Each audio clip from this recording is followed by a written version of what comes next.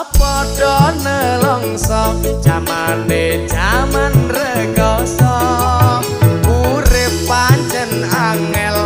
kudune ra usah ngomel ati kudu tentrem